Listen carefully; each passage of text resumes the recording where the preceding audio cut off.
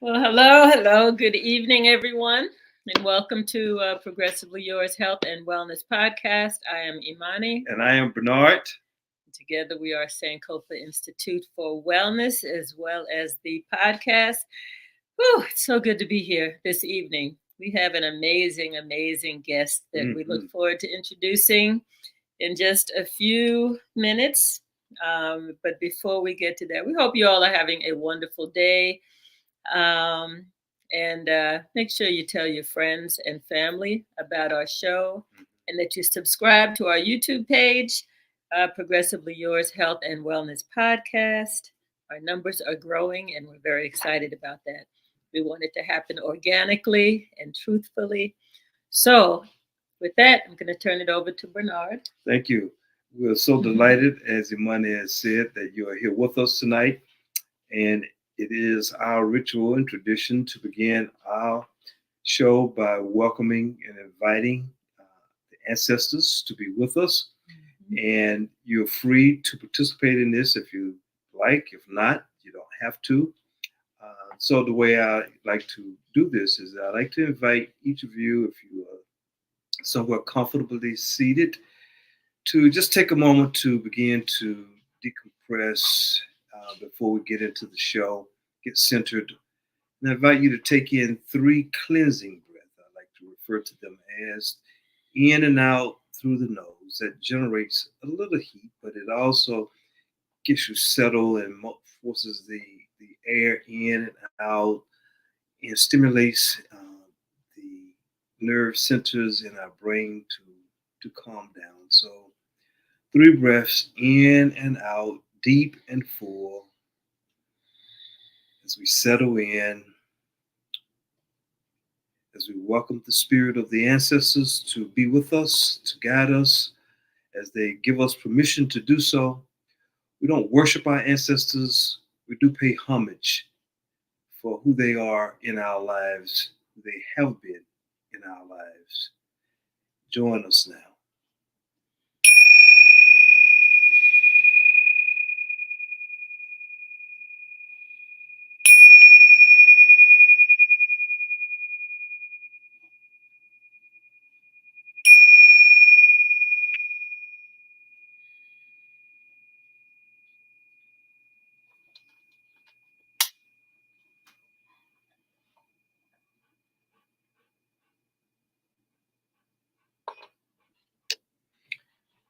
These words from an ancestor, your true home, the everyday wisdom of Thich Nhat Hanh.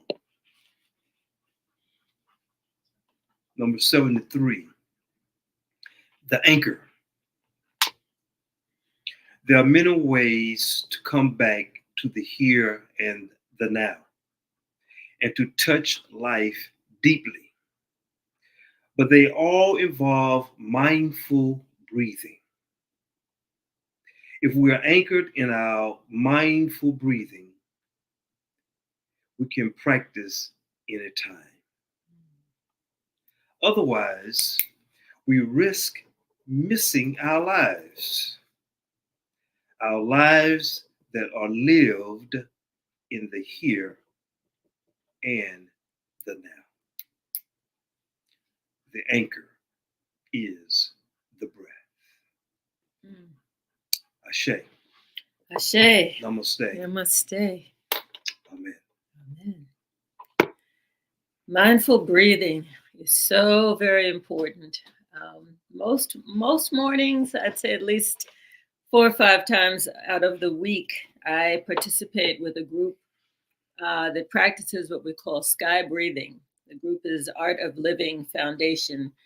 And I learned their breathing technique probably, to go by how old my son is, probably about 25 years ago. It was quite a while ago. And it's a very wonderful, very powerful breathing technique that has different stages of breathing, but all of which help the mind, body, and spirit. So, if you want to find out about that practice, you can always contact me. In fact, let me give, because I haven't given our email address in a long time. It's Sankofa, Sankofa, Sankofa, and then Institute, but abbreviated to INST, the number 4, wellness @gmail.com. So it's Sankofa, INST 4, the number 4, wellness @gmail.com. And I see Janet has it on the screen. That's what you're pointing to. Okay, good. Good. And by way of announcements, we've been talking about our red light bed technology coming soon. It'll be here any minute. And we're just so excited about sharing that with the community. So I want you to take down this code. It's all caps. It's first option, because people who call and make an appointment with that code, they will get a huge discount on trying the red light bed for the first time. So we're excited. The phone number, which phone number did we want to use for that? 428. Do you have it? Yes, 404-482-2470. 404-482-2470. And just say you want to get the special on the red light for the first time, and the code is first option. And with that, I think we want to move forward and get to our amazing guest. Was there something you want to else? say anything about the Sankey product? Sure, you can. No, you go ahead. You want me to? Yes. Okay.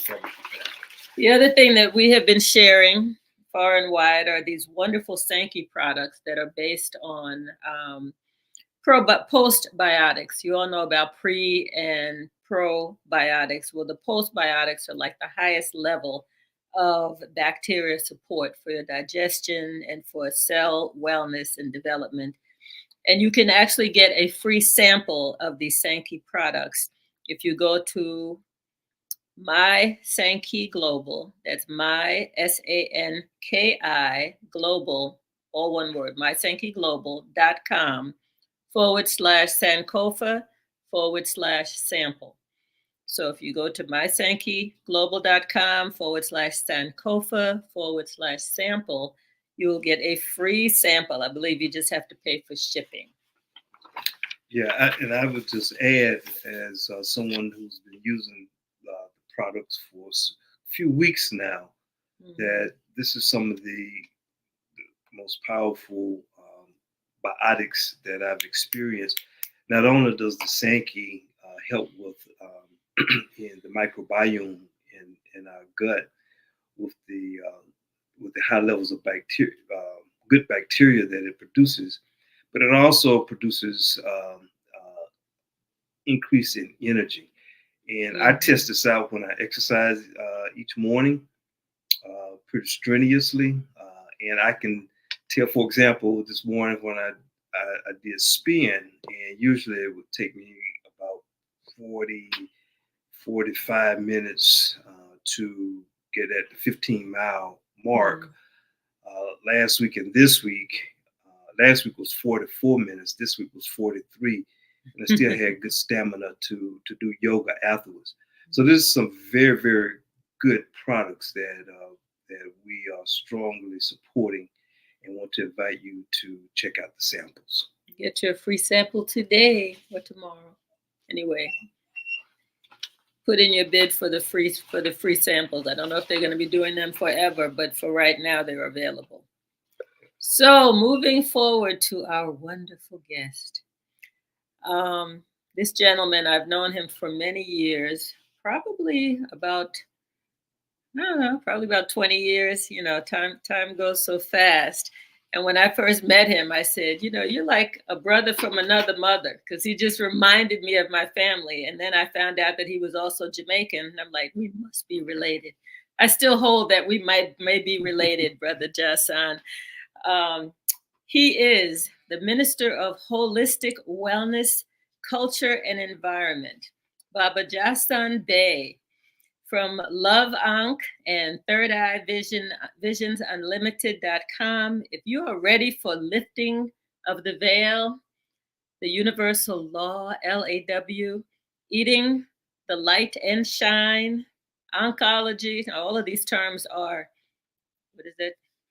Trademark. They're all trademarked. Because they're terms that he has made up and sort of given meaning to. Histography, and much more. Then this enlightening and dynamic speaker, edutainer, father, raw food educator, Midhusband. I want to ask about that. We both do. Yeah, okay. I think if it's what I think it is, I think that is amazing. Metaphysician. I'm not going to think. He's going to have to tell me. Numerologist, Phonetic Spirit, Reiki Master, Dragon Qi-Gong Educator, Iridiologist, White Overtone Wizard. Yeah, I got to ask about that one too. Musician, poet, writer. Okay, now I don't see how this one fits in there, but I think he did this before the other things. Aerospace Engineer. Okay, I went to MIT, so maybe he was there when I was there as well. That's amazing. Aerospace Engineer and out-of-the-box visionary for sure when you look at his list of specialties and expertise. This is what the multiverse has delivered. Jah Sun's enlightening presentations are guaranteed to leave your third eye vision unlimited and ready for more. He often says the earth called and he came to bring peace, love, and light. Another term that's trademarked. Which he shares from the heart. When the student is ready, the teacher will appear. Come on and appear, brother. Baba Jah Sun Bey. Peace, love, and more life, as I like to say. Thank you. Thank you for having me, and thank you for allowing me to come and grace your presence in your audience. It's a pleasure to be here, a pleasure to see you and be with you, and also a pleasure to meet your Baba, your other half. Yes. Pleasure, my brother. My pleasure. Thank you again for him. Yes, pleasure to be here. Wonderful, wonderful things about you. Couldn't wait for the opportunity for us to have this conversation with you tonight. Mm-hmm. Absolutely. Thank you so much. And I see pictures online of you and your daughter often, and you in the community, and just touching lives and making a difference, and just doing what you're doing. You're on purpose. You are fulfilling your purpose, and that is such a beautiful thing. So many people are living day to day, doing the grind, hating their job, doing whatever, but everything but being on their purpose. So that's something that I know about you, and I really respect that in you. Thank you. Thank you. Thank you. Yes, it's just a mission. The mission, I'm possible. As I say, I'm the phonetic spirit. That's one of my gifts. Third eye vision was something I was born with. I've been astral projecting all my life. I've been the crazy child. I'm still there's still a crazy child right here inside. And I was referred to as that growing up. So it's been an interesting journey thus far. So you walked right into my first question to you. And that question has to do by way of introducing yourself to the audience before we get into more of who you are with respect to your mission and vision and sense of purpose. Tell us about the early life up from birth to age 12. Any stories that come to mind that you like to share that enlightens us about who you are, because you were in that stage before where you are now. What stands out about your story that you like to share? Excellent. Great question. Thank you for asking. So my mother and father are from what the area of the island they call Jamaica, which is called Westmoreland. So this is the western side of moorland, because a lot of people don't know that the maps speak to me. I read maps all my life. The maps would speak to me, would give me information. So I would have like they say, a bird's eye view, or, you know, a raven looking down on the land, and the land itself would show me information. So I grew up between Westmoreland and the parish they call St. James. My mom, I was born in St. James. I am Montego Bay in every way. And I grew up literally on a beach. I spent probably more time in the water my first 3 years than I did on land. Wow. My mom had a job a second job as a bartender at Cornwall Beach, and she would bring me to the ocean. My first time at the beach, she said I got a rash on my body, and she always listened to the elder women who had their head wraps, and they told her, take him to the ocean. So she brought me back to the ocean 30 days out the womb and put me in the ocean naked. And she said all the rash, everything went away. And from then on, every time, if you had any issues, she would always take me back to the sea. Now that's significant because I have an affinity for water, for earth, and fire. And water is one of the most important elements that I deal with in all of my work. And even end up later on, you know, having a water business with the Kangen and everything else. So that's been an ongoing flow in my life. So I grew up literally running around. The lifeguards were my babysitters because she didn't have a babysitter on the beach. So they would put me on their back and they would swim a mile out to the buoy and put me on the buoy, and I would be a rocking. So I learned to swim like a flipper, literally, like a fish. I can come up from underwater, jump up in the air, back down. I spent most of my days climbing the sea grape trees, the almond trees at the ocean. They say I would rip off my nappy. You know, we had nappies with latch pins back then. And I would run around naked on the beach. So I had a wonderful, I give thanks to my mom, my God on earth to this day, for creating a space that allowed me to be free, to be creative, to literally spend, you know, most of your days on the sand, making shapes, doing whatever, and still had lifeguards and other elders watching over me. And then when I was not there, I would spend times in the hills of Westmoreland in a town called Lamb's River. So once again, here comes the water element. These are where many rivers meet, and supposedly the lambs will be able to lay down next to the lions at this place. It's called Lamb's River, Westmoreland. This is high up in the mountains. So they have lots of rivers. We went swimming, fishing, crawfishing, cooking by the side of the river, eating out of coconuts and calabashes and jasmine leaves. And I tell people, we swam naked all the way up until I was 14. Wow. That's so cool. Wow. And I would imagine, I'm sorry, go ahead. I would imagine that the salt water is very healing. That's why, like, you know, you had the rash and the elders told your mom, take him to the ocean. That's right. And then also in the mountains, we had minerals in the water. You had some waterfalls at some of the rivers, and then you had the mud. Sometimes when you go to the river, you would cover yourself with the mud from the banks of the river, and let that soak in, and then you would wash that off at the end.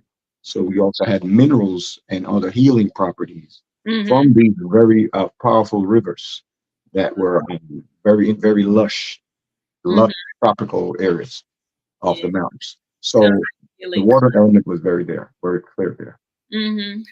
As you talked about the sand, when I used to work with children in play therapy, and I had 3 different sandbox trays, and playing in the sand, I would watch them just come to life and come alive once they could put their hands in the sand. And I would get caught up and put my hands in the sand, and mentally, you know, it was so freeing that I would just kind of get lost in a sense of whatever my imagination would take me. So I would imagine just playing in the sand along with the water just stimulated your creativity and your imagination. Is that right? That is very much so. And I have a incredible, as they say, imagination. The imagination. Words. My mom said I did everything early. So I was what they would be considered today a prodigy or a gifted, you know, child. Sure. And I think she said before I was 2, I can read the King James Bible fluently out loud. Wow. And that's with all the hitherofores and thou arts and all of these other English words. And then I think I was around 4 when they I skipped an entire grade in the British schooling system. Wow. I would later go to I would go to live in Toronto in Canada, where my dad was when I was around 5. So I've been traveling internationally and living abroad since I was a child. And then while I was there for about 9 months, they couldn't get some issues with the paperwork for the schooling system. So I actually almost homeschooled myself for 9 months. Wow. Reading Peter and the Wolf and all these other books and doing homework and going to the libraries. And then eventually when I went back to live in Jamaica, I was sent to live with my grandmother in the hills of Westmoreland at 7. Wow. She raised me from 7 to 14.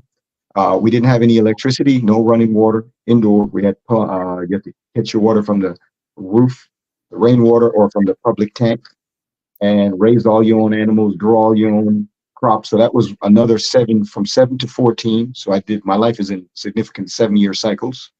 So from 7 to 14, I lived with her.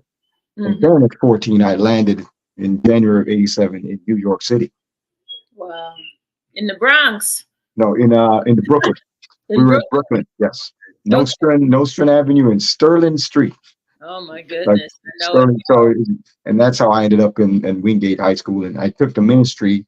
When I landed in New York in 87, I realized that people weren't connected to nature. They weren't connected to what I had just left. Mind you, I'm coming from all of the sounds at night, watching peeny wallies flying around. We used to catch them, put them in a jar and shake them and light up the way. I'm coming from bathing outside at 4:30, 5 o'clock in the morning in the moonlight with all my chickens gathered around me. I'm coming from growing all your own crops to New York City, where concrete jungle, people are buying stuff at bodegas and corner stores.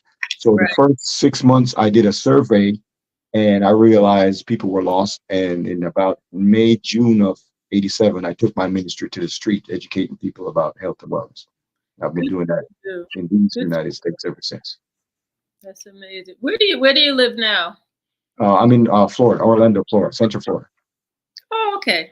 Yeah, we both have family in Orlando, so so I've been launching out from here and then traveling as needed with the ministry wherever, as well as doing some consultation back for engineering and stuff. Okay. So you still do engineering work? On occasion, yes, if need be. I've done some other works with other engineering groups, but I would later come to Daytona Beach in 91 after finishing up Wingate High School in Brooklyn. That's how I ended up in Florida. I came to Florida in 91 for Embry-Riddle Aeronautical University in Daytona Beach. Wonderful. A lot warmer there than in Boston. So you made the right choice. You definitely made the right choice. Yes. That's great. Yeah, so this is good. So tell us a little bit about your vision for your work, and what needs to change, what's going on that needs fixing. Okay, so it the same thing I noticed in January of 1987, believe it or not. Actually, it was a little earlier because I was already doing educating the people even in the island as well as in Canada, because as I told you before, I've always been that crazy child. So I would say things because my eye was open and I would see things that weren't clear to me. I would ask questions for clarification. For example, they gave me the book of instruction before leaving Earth that they call the Bible. I saw it as Bible. So I saw it as a word phrase, book of instruction before leaving Earth. Okay. So when I would say Bible, they said, how did you figure that? My eyes open. That's how I see it. The words speak to me differently. I'm a phonetic spirit. And I would ask them questions that perplex me. So for example, they would say, heaven is in the air somewhere. When you die, you're going to go somewhere. Right? And I said, but there's a verse here that says heaven is within you. I mean, this is as early as 3, 4. By 5, they didn't know what to do with me. They tried to kick me out of church by 7. Oh, Lord. So I remember going to Bible study in the mornings, Sunday mornings and sometimes on Wednesday nights. Now, the good thing is that they would educate you always with a map. They always had an atlas in every class. That's something that's kind of missing here in mainland America. All of our classes had an atlas or a map, whether it was Bible study, whether it was history, geography. That's why I came up with the word histography. You can't teach events without a place. History takes place. Geography. So there's no way to talk about anything unless you can point to it on planet Earth. Right. We have people talking about Nazareth. They can't find it on a map. So why are you telling me someplace you can't find? You don't know how to get there. So where's the Garden of Gethsemane? Do you know it? No? Okay, well, so we always had every class with a map behind it. So they would teach you like that. So one day they had a class in Sunday school and they asked, who would like to be like Jesus or who would like to be like Christ? And I didn't put my hand up. And the Sunday school teacher, I remember her saying, well, why didn't you put your hand up? I said, well, I want to be like Enoch. She says, why? I said, because he was born and he never died and I'm never going to die. She said, you crazy. I said, why would I go through all the stuff the other guy went through when I can just walk off the planet straight into heaven? Enoch was born and never died. That's the guy I want to be like. So immediately they put me in a different box. They're like, this cat, what is he saying? You want to be like Jesus? No, I'm going to be like Enoch. He was so favored by God, he walked off the planet. Yeah. He just ascended. I didn't have to go to bear no cross. I don't have to get stabbed in the side, nailed and all this. No, I don't want to go change that. I want to just live my life and just elevate straight off the planet. I don't need to die. Dying is not a requirement. Because there's a guy in the book you gave me that didn't die. So don't tell me I need to die and pay taxes. No. There's a man in the book here and I like him. I want to be. So this is where it started. So I was already on the journey, sharing to open people's third eye from I was a very small young man. And they would always say, he's an old soul. He's like an old man in a young body, all the elders. I hung out with elders. At the age of 8, I would sit on the verandas with 88-year-olds in their rocking chair, and they smelled like Ben Gay. They would rub this on their knee and their joints. And my cousins would tease me. They're like, why are you hanging out with these old people? They smell funny. I said, listen, the universe, the creator has a sense of humor. He will hide the diamonds behind the stench. Yes, that's if right. you're not willing to put your hand and immerse yourself into stuff that stinks, you won't find the diamonds. That's amazing. I love it. And it goes even for food. We have a food in the islands. It's called locust. It comes in a big thick pot, and we call it the stinking toe. Oh. It has a pungent odor. When you open it, we used to eat it with we had clothespins, wooden clothespins that you hang on the line. We put a clothespin on your nose like this, and then you eat it, so you don't have to smell it. Yeah, or taste it. Sound like chitlins. Hopefully, it was healthier than chitlins. No, it is. It tastes wonderful. It just had a pungent odor, but it tastes very sweet. It's like almost like cotton candy on seed. Oh wow! It is absolutely delicious, but it has this odor. Well, we would find out many years later when the Chinese came and others to test this food that it has one of the highest anti-cancer properties ever. Ooh. So isn't that interesting? That with one of the stinkiest fruits you can ever imagine on planet Earth, the creator would put the greatest value. So it kind of goes along with what I'm saying. So the education, the vision is to help people recognize first and foremost that you are unlimited. You are connected to, you are part of an unlimited source. You are here on a mission. You chose to be here, to incarnate. You're just another, the all experiencing itself. What was later we'd learn about, they call the all law. So the all governs everything using laws. Even your cells are divided based on a law. This planet is spinning around in its solar system based on law of gravity and so forth. So all the laws are governing everything all the time. So the all, which is you, is experiencing itself through you. And that is the fundamental thing I started educating people on from I was very young. Why? Because this principle sets you up for everything else. If you are the all, experiencing all, then you are never born and you can never die. I love that. So we cannot sell you $10,000 caskets saying you're dying and going someplace. We can't rob you based on a death that you know is not real. Energy can never be destroyed. It can only be transformed. Transformed. Yes. I love that. We are the transformers. We are more than meets the eye. Mm-hmm. Mm-hmm. You see? Did a new business card, and we put on there that our vision is to transform lives, mind, body, and spirit. There we go. Exactly. We're the transformers, more than meets the eye. You know, we are also the Neos. Movies, I visually analyze movies as well. So a lot of the things that's going on in the world, I would use different visuals, artistry, to make it simple for people. So this is the vision. Help everyone to realize you're part of the whole. Okay, you're nothing but a small piece of the fabric of the all. So imagine this beautiful fabric, choose time without, choose space without time, and you're just a little 1-inch section of it. Mm-hmm. You're made up of the same information, the same fibers, the same weaving and pattern, and you're experiencing yourself. So the vision is to help people get that, break through the other. I bring the brainwashing. I use words differently. I tell them, I'm going to brainwash you. They said, what? What did the guy just say? I said, you got to brainwash you because your brain's clogged right now. It's been clogged with a lot of useless information that's got you going in the wrong direction. Wow. My job's to wash you, make you white as snow, back to your pure condition, return to origin, as they would say. We're going to be a prism. This is a prism, an earth suit. And the cleaner and the purer this is, you are a divine light shining through this onto this plane of existence. So the more you purify and cleanse, the more your light can shine brightly, can shine clearly, and be more focused. So you can be a lightsaver and a lightsaber. Because the very light you save may be your own. So be a lightsaber and a lightsaber. That's the mission.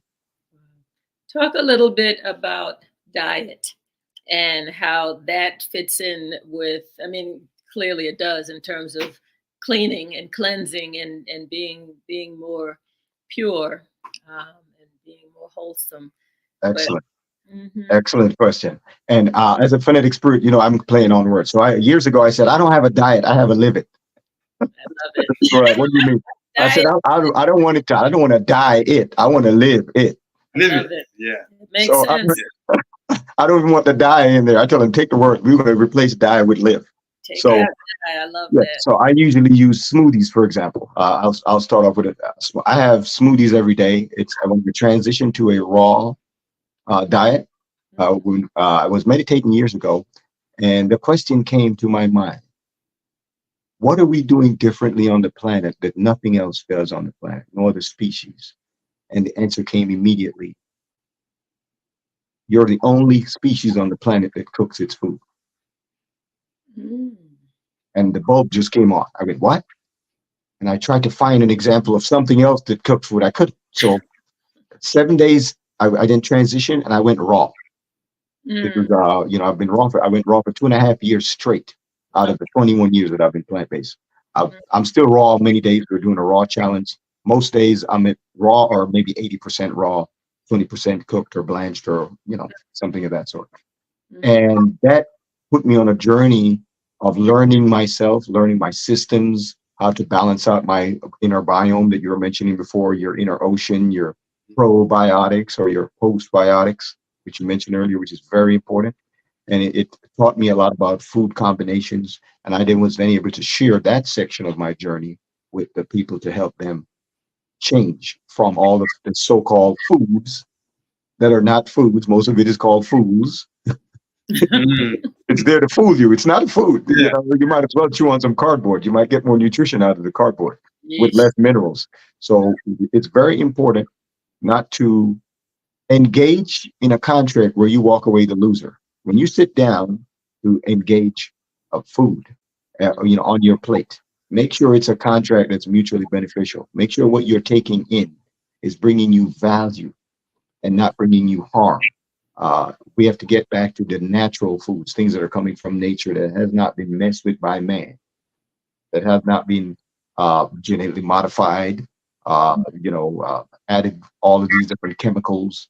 And this is one of the things I've always been a part of. I'm like a 5th or 6th generation farmer. I grew up once again in Westmoreland. My grandmother, who raised me, my father's mother, from 7 to 14, she My grandfather married her around 17. She got pregnant. I got 18. She gave birth to her first child at 19. My grandfather and his brothers built the house, the wooden house that he moved her in.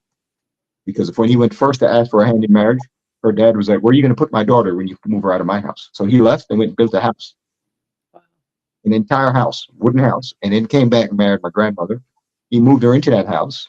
She lived in that house until she was 90, when she left her body in her sleep on her bed with a smile on her face. Wow, that's so beautiful. Yeah. She never worked a day in her life for nobody. And she never wore a watch, and she could always tell you what time of day it was, but where the sun was in the sky. This is the type of people I was raised with. Yeah. My father is the youngest of 16. Wow. 16. Yes, all born at home with midwives. Sometimes the midwives would ride horses through the night to come deliver the baby. Wow. Well, say more about the mid-husband, since you used that term, midwife. Yes, exactly. So my second daughter, I actually delivered my second daughter at home on our bed. Okay. And then the midwives came later, and they're like, "Man, how did you're so calm. You're such a great midwife." I said, "No, I said, I'm a mid-husband." She said, "I like that. You should use that." Yeah. I said, "I'm going to use that." So that's how I got the term mid-husband, because I delivered my second daughter, who's about to be 7 in May. And we did a lotus birth, which was left attached and fell off naturally on the 4th day. And we also had a indigenous placenta reading done. And I buried that per our customs and put a plant on top. And we had a whole naming ceremony and all that for her. So my eldest daughter, her mom had chose to go to the OBGYN, and I had to protect her, both of them, with a spiritual birth plan at that time in Winnie Palmer. That was in 2011. So my eldest daughter, who's about to be 13, she's also never been vaccinated a day in her life, with any vaccine of any kind. And so that's how the mid-husband term came in, because I think I should be a mid-husband, not a midwife. I don't know about this wife term you got to put on. I'm not into. My spirit's like, no, we're going to be mid-husband over here. But I mean, that's another skill that can be taught to fathers, expecting fathers who. Correct. Yes. And I work with a lot of men's groups, and I do advocate. I've even taught what they call a boys to men's class with Queen Thais in the. I know Queen Thais. Yes, I did online a virtual class. I was one of their educators for young boys from 7 to 14, or 7 to 18. We also work with groups and organizations here in Central Florida and other areas for Ubuntu boys. We take them in the woods up in Gainesville and Tallahassee and so forth.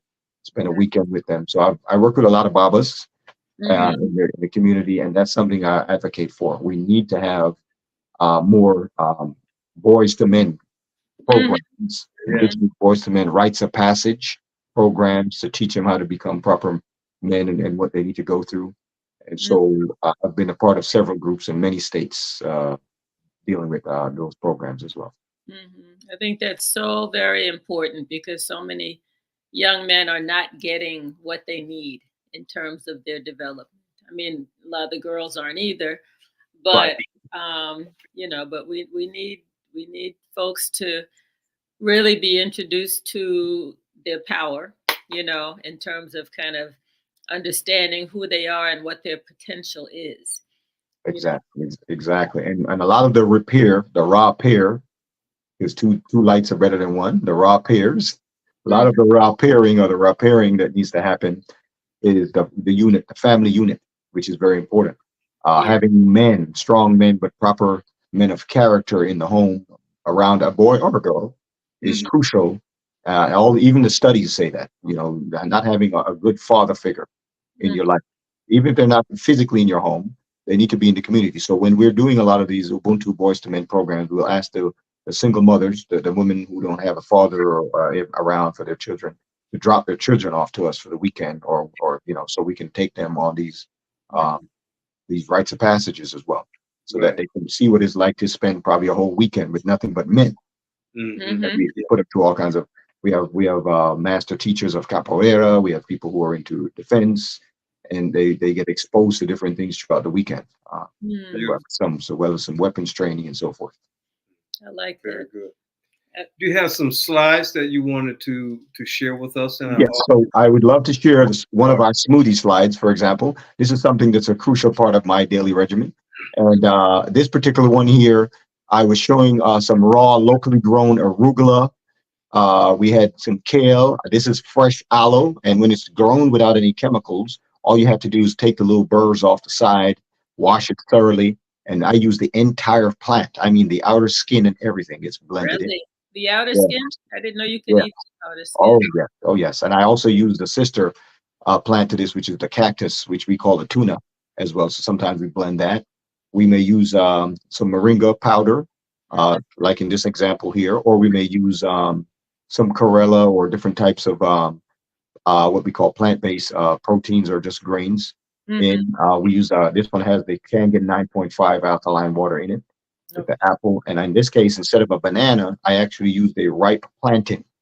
So, yes, this is actually a ripe plantain in this particular one, and I share these regularly on my different posts and so forth to encourage people to figure out how to eat to live. The more raw, the better, because as I stated before, we're the only people cooking things on the planet, and it just so happens we're the one messing the planet up. So I followed the law, and the law says ideally you shouldn't be cooking anything because nothing else here cooks, and you get the full value of everything. You don't knock it down by killing all of the enzymes which you need for the gut biome and everything. And so this is typical of a smoothie I would have a day, or sometimes twice or three times a day. If I'm going to be raw all day, I may blend different smoothies. From a green smoothie, I may have a more berry smoothie with different berries and so forth. And also sometimes I may go mono and have a mono meal where I may just sit down and eat like 4 mangoes, just that. So mono is also good sometimes to reset the taste buds, to connect back the taste buds to the brain, because some of us need to be just like a computer has to be reset every once in a while. It's good sometimes to do mono and retrain your taste buds to connect back to the brain, so you can then clearly identify that food in a more rich and flavorful manner.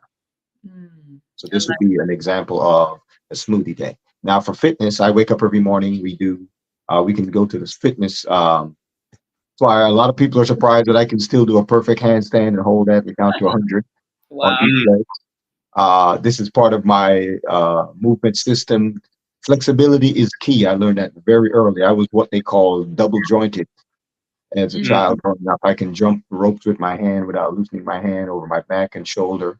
Almost dislocate and put my shoulder back in. I can walk around with my legs behind my neck like a crab. So I'm very flexible, and I always maintain that up until today.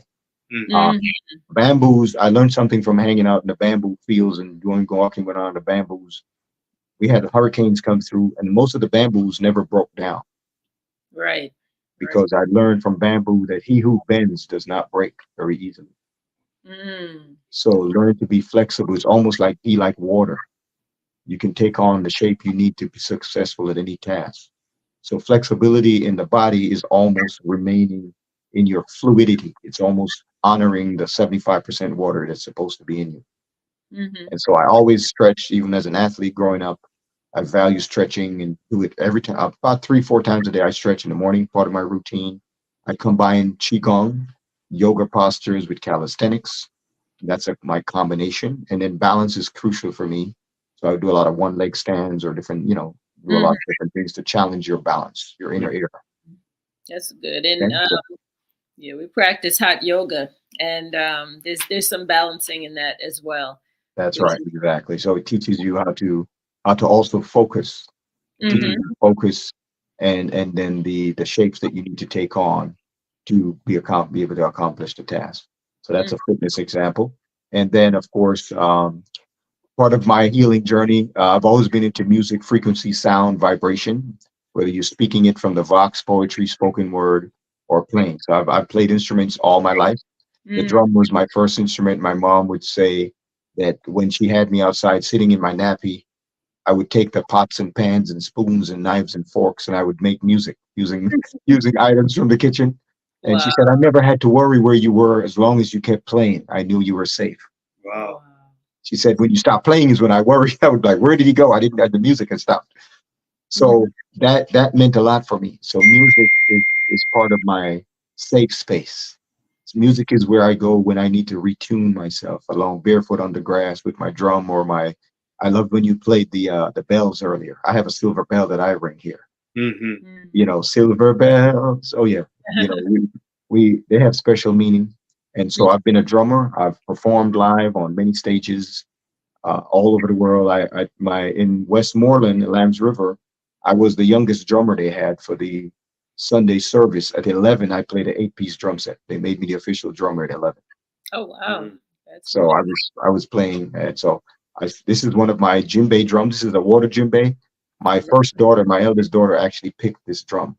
Her mom was pregnant at the time, and I went to look for a drum off Moreland Avenue in Atlanta. Right. The place was called Earth Shaking Music. And I played the different drums, and I remember her saying, every time you hit that drum, she jumps in the belly. Oh, wow. I stopped immediately and asked the guy, how much is the drum? I think he said $400, and we'll throw in a case. And I bought the drum immediately. So my eldest daughter actually picked this drum out. And then it turns out the symbols on the bottom were actually the water symbol. So this is the water djembe. So I've traveled. I've played professionally with Luciano and a whole bunch of people on stage. Have you? Wow. Yeah. Oh, yes. Yeah, I still have this drum. So this is another way we have drum circles of all over the place, from Atlanta to New York. I've drummed in what used to be Lemire Park in Atlanta, in California. Nice. This drum has been on an airplane with me a lot of places. That's wonderful. I wish we had known. We had drummers and African dancing at our wedding, and it was phenomenal.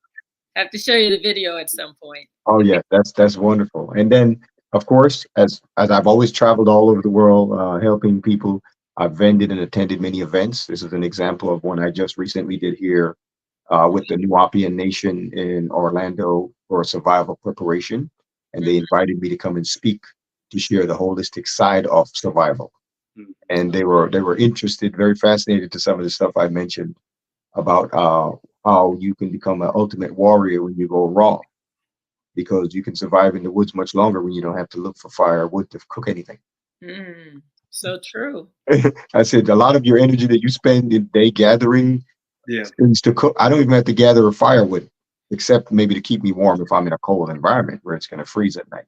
But once you learn how to forage and what wild edible items you can acquire and different sources of water in trees or underground, you can live very well on a raw diet. And there's nothing wrong with having a solar cooker as well. You can have a solar cooker and cook some food. True. And also, I was just thinking, when I fast or when I just go, live and raw, the brain power that you get, and it's not even just the physical brain, the spiritual power that you get from that is just, it's like you're on another planet. You have so much insight to things. You think of somebody and the phone rings and it's them. There we go. That part right there. That right there. Right there. Yeah. It's so the people have no idea what because they think of, well, if I go on a fast, I'm going to be starving myself or denying myself, as opposed to what they can get out of the experience, right? Right. And I being a phonetic spirit, I have always to play words on that. So I tell them, get off the slow and get on the fast. Get on the slow, get on the fast. I love that. We have a question from one of our producers. I said, get off the slow and get on the fast. And that's where that phrase, eat the light and shine, came from. Yeah. Because when I started eating the light, I literally buzzed. I felt like I was high at first. I was like, wow, I only needed like 3-4 hours of sleep at night. Right. I was like, wow, eat the light and shine. People would say, you're glowing. What are you doing differently? I said, I'm just not cooking it. I have a live it, so therefore I live it. I said, if I was an organ, I'd be a liver. Yeah. A liver. We have a question for you that's going to be placed on the screen.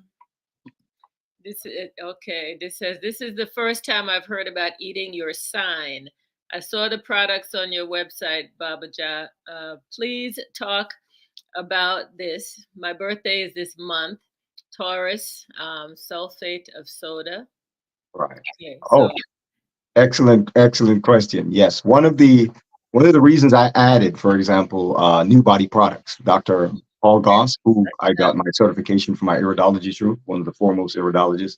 I added his product to our ministry in 2010 because one of the product lines he has, that information in his Natural Way booklet, is that your astrology is tied to the frequency vibration in your harmonic makeup, because that's the constellation that was dominant above the planet at that time.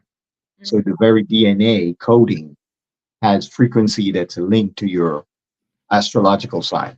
And we still carry all 12. Okay. Now, even though some people say there's a 13th one, that's fine. We can also adjust for that, because ultimately there is 13 months based on the divine feminine of the 28-day cycle. And we know there's other sign called Ophiuchus that's out there. But yes, Eat the Light and Shine is some information that we kept that was hidden from you. This used to be part of our indigenous teachings, and then they quote unquote try to demonize astrology and tell you it's quackery and so forth. Right. But believe me, the day that you came, that you were conceived, and the 9 months later, or 9 months plus later, when you actually came out of your mother's divine stargate onto planet Earth as a fish trying to walk on land. Yes, you were fish first, swimming around for 9 months. And that's why it took a while for you to even figure out how to walk upright without falling over. It is crucial to your ultimate constitution. Remember, you are a walking constellation with a constitution. You are a representation of all law. So once again, we're talking about constitution, which is a law. Body is your constitution. You are walking all law. You have arm, leg, arm, head. ALLAH, Allah. Allah. You are the 5-pointed star. You're at the top of the tree. Okay, that's why they say, twinkle, twinkle, little star. How you wonder what you are? Oh, I wonder. Right. Everybody want to be a superstar? Well, you can't be a superstar without starting off being a star first. So if these principles are fully understood, then that takes you to a whole nother level of frequency and vibration. So that natural element that's in our Taurus former, for example, is going to then keep your constitution in harmony with where it needs to be, because most of us are not in harmony. We're not in Ma'at. That's right. We're not in justice and balance and reciprocity shining bright, which is where the Jah Sun name ultimately means. Because Jah Sun, people ask, why do you write it with a dashes in between? Because it's the bookend of a larger name. That is part of my Kemetic name, Jahuti Ma'at Ra'ank. Okay. Divine wisdom and justice and balance shining bright, manifesting the tree of life, Ankh, eternal life. One of our listeners or viewers says, "Shine on, Sun Bey, from Lambs River to Brooklyn, New York. Still got your Jamaican accent. No dying yet." That's right. Thank you for the wonderful well wishes. Yeah, I learned Ra from Aris Latham, also in Jamaica. Do you know him? Have you met him? Oh yes. He's one of my educators. I met him. Well, I knew of him years, communicated with him. He used to have a place in Cocolobas up towards Ocho Rios. And he's one of his students, which is Tassili. I met Tassili in October of 2008, when she was in a place called the Coffee Grounds, just kind of starting off. And then she would eventually have a Rawtopian festival. And the very first one she had, Aris was there, which is one of her instructors, a raw food teacher, and we had a great time. Nice. I've seen him online. I've never had the pleasure of meeting him. And yes, he's wonderful. Tassili. His pies are delicious. Oh man, I had one of his raw pies. Let me tell you, it was finger licking. Wow. It was like talk about eating the light and shine. Yeah, he's amazing. Is he still in Jamaica, or does he kind of travel around? He's more in between Costa Rica and Panama now. He bought like a coconut farm, and he has a retreat space that he did in between Panama and Costa Rica. I think he still travels to Jamaica on occasion.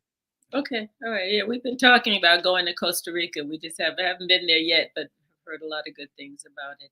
Yes. So yeah, that's wonderful. Excellent. Yes, love the questions. We've got like probably 5 minutes exactly. Time goes so fast. So like we tell everybody, all of our other guests that we really like most of them. I have a good cute. I have a phonetics phrase on that one. Time's fun when you're having flies," said the frog. Time's fun when you're having flies. I won't even try to say It's that. not time flies when you're having fun. It's time's fun when you're having flies. Okay, it does. It definitely flies. But this is so good and so informative. You know, I would just love doing like a retreat with you. In fact, we've talked about doing. Yes, we've discussed that before over there in the Stone Mountains. Yeah, absolutely. But if we do it, we'll go to Costa Rica or Jamaica or somewhere. Yeah. We'll have you as There one we of go. our instructors. Most definitely. You know, we would Yes, have that would be wonderful. It would be wonderful. People can come and have the experience and the experience. They can, learn to eat the light and shine. It would be a raw topian bliss. It would just come and have all the different Reiki and the Qi-Gong and the earthing and the grounding and the third eye opening experience with the crystals and meditate and just connect with that inner child. You see, one thing I never allowed any situation or any experience to do was to kill my inner child. Yes, that's I beautiful. hear that. That is crucial. You have to. Your inner child is the part of you that is sponge-like. Just like a child learns very fast. They're fearless. You see, that part of you should never be squashed. Should never be put in a box. You have the adult part of you that deals with the mature things in life that we have to do every day, whether we like to or not.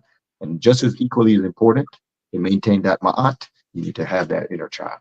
The inner child. And the sad part is the children who are not allowed to be children. It's the worries of the world, like Dr. Mark, Dr. Mark, he always talks about the worries of the world. We let them take us over and get us sick because we get balance. Correct. And it starts with inception. This is why I've been such a big advocate for motherhood, doula, midwifery. I work with Jenny Joseph here, who was the personal midwife for my first daughter. She's one of the greatest advocates for women losing their lives during childbirth, and she was Time Magazine Women of the Year, I think 2020. She's gone to the Vatican speaking, and I worked. She's literally right here in Winter Garden. She's the only woman who has her own midwifery school in all of America, only indigenous woman. Wow. Isn't it something? Only one, which is really a shame to even say that. I expected thousands. We were shocked to find out she's the only one. So this is why it's so crucial, because they're getting you from the womb to the tomb. So this is why I work with a lot of women organizations, teach the men about protecting the women and protecting the children. So that way we can have a generation that is not part of the vaccine nation, not part of the chemical nation, and so forth. So this is why we talk out against the chemical castration that's going on out here. Chemical castration. Well stated. That is right. Give us your final words for this time, because we definitely have to have you on again for a part 2. Yes. Because we're just warming up, but I know you probably have some phonetic thing about warming up, but that's right. We warming it up. It's getting ready. It's not even ready for takeoff yet. It's still on the pad. It's on the launch pad. But yes, I'm thankful. First, I want to thank you for having me. Thank you for, first of all, curating this space, for incubating and giving birth to this wonderful space where you can continue this great work on the planet and beyond. Yes. Thank you for all the audience that's watching. We want to share with you that the solutions are here. More holistic solutions awaits you. Fear not, because fear is just false evidence appearing real. You are unlimited, divine source experiencing itself. Get to know the people that's on your screen, that are your holistic practitioners are here. Your light workers are here to assist you in taking yourself to the next level so you can live abundantly, beautifully, and shine brightly. That is what I'd like to leave them with. They can contact me. Use my contacts. Links are here on the screen. Third Eye Visions Unlimited. Whether it's on our website, our Facebook, our Instagram, our YouTube channel, and so forth. Reach out to us. We can assist you on your journey. I am a minister of health. I have spoken in since the streets of 1987 and the streets of Brooklyn, from Wingate cafeteria. I was the crazy guy that brought V8s to lunch. They would ask me, "Where's he going with this V8 stuff?" I didn't need, I would bring V8s and hand out to classmates in high school in the cafeteria. Still doing the work. So I'm thankful to be here. Thankful to have you. We're grateful. Thank you so much, We're Brother so Jah grateful. Sun. Yes, thank you. It's been a pleasure. So much. Yeah. We're grateful to you, our listening audience, who have been blessed tonight as we have taken in so much valuable information and wisdom. And we look forward to you being with us next week. Yes. To the show that will be a rerun because we will be doing a few days vacation, and right. So we'll be back live in 2 weeks. Yes. But we want to thank you, for it is indeed for the ancestors that we are here as light workers. That's right. The kingdom. Ashe. Ashe. Ashe. Ashe. Ashe. Namaste. And amen. Amen. Blessings. Blessings. Stick around, love.